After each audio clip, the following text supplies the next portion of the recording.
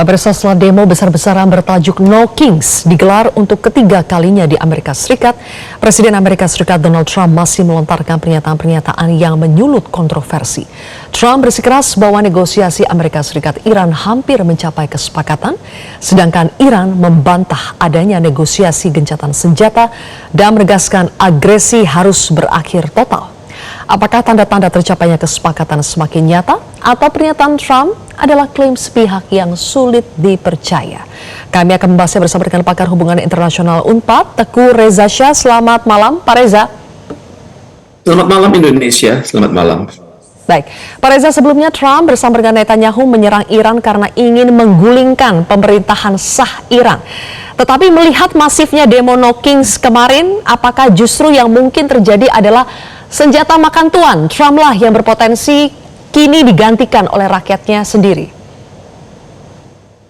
Terima kasih. Memang menarik sekali ya, praktek demokrasi di Amerika Serikat sekarang belum pernah terjadi ya, di mana masyarakat itu dari kota-kota besar, kota-kota kecil, itu temanya sama. No kings in the USA, no kings in America, not my president, Congress do your job and defend democracy. Jadi kata kuncinya sedikit beda, tapi temanya sama begitu. Intinya No Kings itu sudah menjadi pengetahuan masyarakat. Kemudian ide-idenya bercampur baur dengan ide-ide lain seperti kasus imigrasi, kemudian kasus perang di Iran, dan juga ini sudah masuk ke kota-kota besar seperti New York City, Los Angeles, Chicago, Washington DC, bahkan di bagian sisi Amerika Serikat yang lain di Minneapolis, Dallas, Philadelphia, kemudian Phoenix dan Nashville. Jadi ini sudah merata, dan bahkan sudah ada event organizer-nya di masing-masing kota.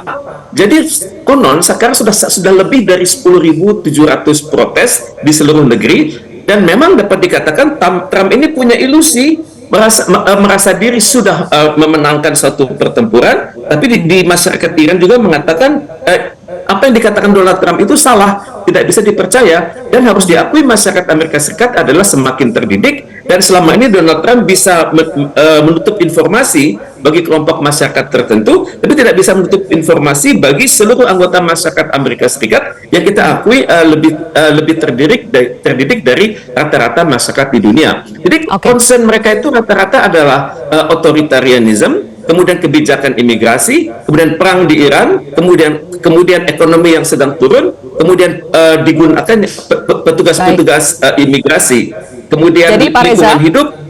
Ya. Pak Reza, kalau melihat politik dalam negeri di Amerika yang tengah bergejolak, bisa jadi ini justru senjata makan tuan ya. Trump dulunya ingin menggulingkan pemerintahan Iran, sekarang malah dirinya yang berpotensi digulingkan.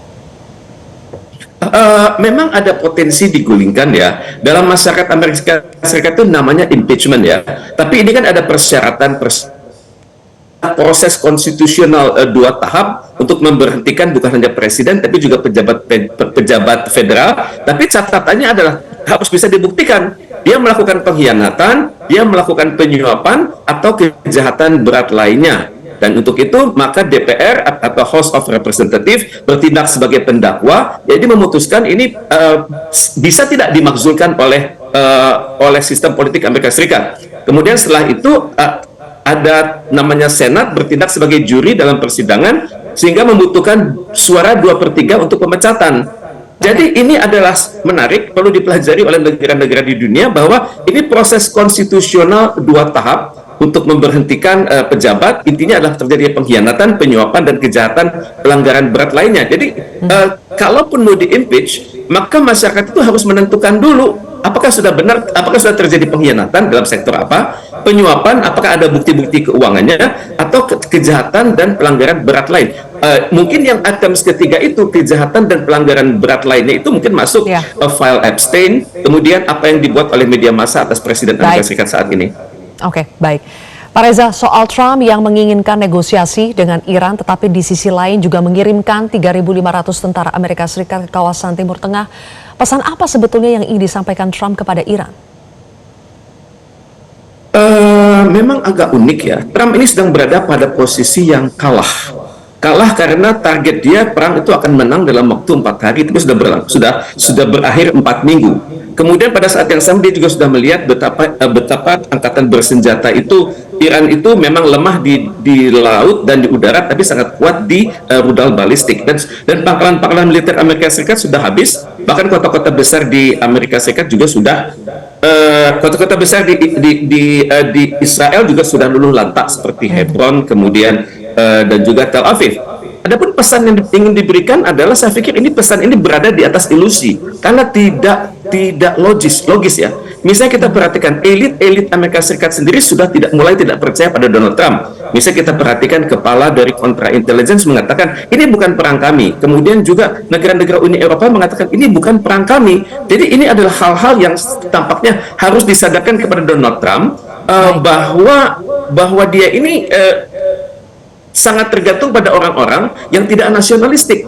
Ya, kita harus akui bahwa orang-orang Donald Trump itu seperti menantunya, kemudian penasihat hubungan luar negerinya, itu lebih condong kepada aspirasi Israel. Dan juga saya perhatikan kalangan-kalangan seperti Epstein itu memiliki file yang sangat banyak, dan dengan dicicil informasi itu membuat Trump sangat tertekan. Jadi bahkan lawan-lawan di dalam negeri mengatakan no kings today nationwide. Jadi sekarang tidak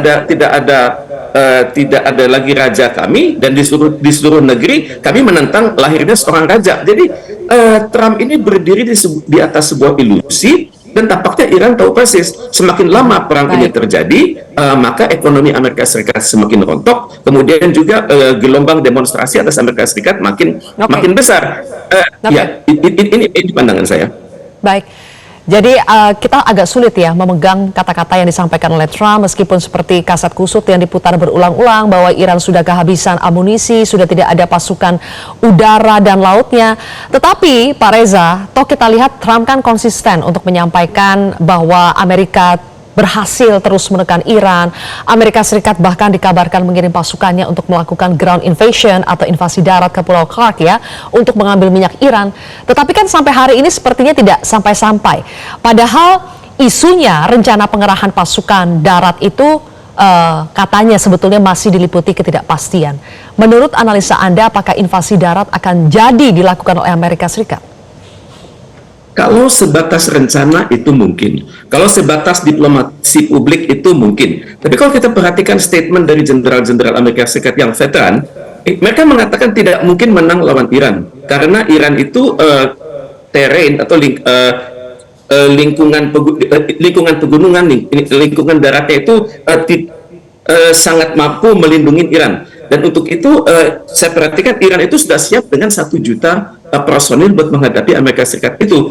Dan yang tidak tadi dikatakan bahwa Donald Trump itu tidak tahu sejarah, bahwa Donald Trump itu siap-siap disantap oleh hiu-hiu di Teluk Parsi. Jadi saya pikir ancaman dari perwira tinggi di Iran itu sangat benar, karena Iran itu adalah bangsa yang siap untuk berperang untuk jangka panjang. Di masa lalu mereka memerangi Irak yang didukung oleh senjata Amerika Serikat dalam jumlah fantastis. Kemudian Amerika Serikat, sebanyak pengetahuan saya, memiliki keterbatasan untuk perang darat. Misalnya di Vietnam dia diusir, di Afghanistan dia juga terusir, dan juga kemudian di wilayah Timur Tengah lain kita lihat bersama pangkalan-pangkalan militernya sudah diluluhlantakkan oleh rudal balistik Iran. Jadi untuk melakukan suatu perang darat ini akan, walaupun dilakukan oleh lintas udara Amerika Serikat, itu akan sangat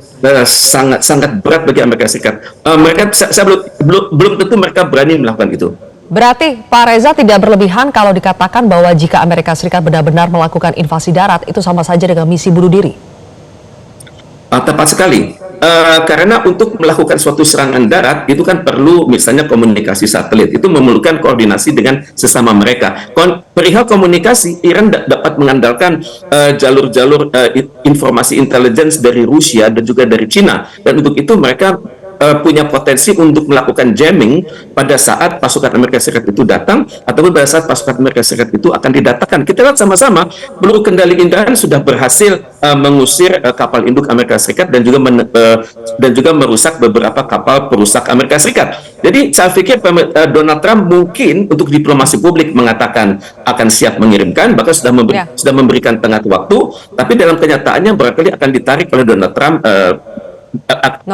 Ancaman itu akan ditarik dengan mengatakan bahwa pemerintah Iran sudah menyetujui persyaratan-persyaratan yang Amerika Serikat katakan, tapi pemerintah Iran sendiri saat ini mengatakan sampai masa kami berkabung 40 hari tidak ada perundingan dengan Amerika Serikat, dan pemerintah Iran ini konsisten. Ini yang unik, yang sulit diganggu oleh Amerika Serikat, di mana pemerintah dan masyarakat itu satu suara. Jadi sangat sulit sekarang untuk menggoyang masyarakat Iran lewat teori-teori divide et impera, dan juga sangat sulit menggoyang masyarakat di Timur Tengah untuk berkoalisi bersama Amerika Serikat dan Israel untuk melawan Iran, karena mereka sudah melihat bahwa Sunni dan Syiah itu pada prinsipnya adalah sama, dan kalau kami sampai goyang maka yang terlahir adalah suatu greater Israel atau Israel yang semakin luas.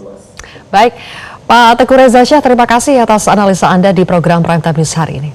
Jelajahi cara baru mendapatkan informasi. Download Metro TV Extend sekarang.